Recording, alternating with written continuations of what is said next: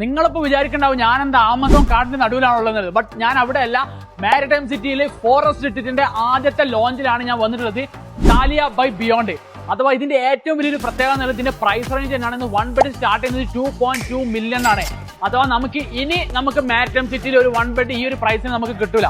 ഇതിനൊരു പ്രത്യേകത ഈ ഫോറസ്റ്റ് സിറ്റിയിൽ അവിടെ ഏകദേശം 3000 മരങ്ങളാണ് വെച്ച് പിടിപ്പിച്ചിട്ടുള്ളത്.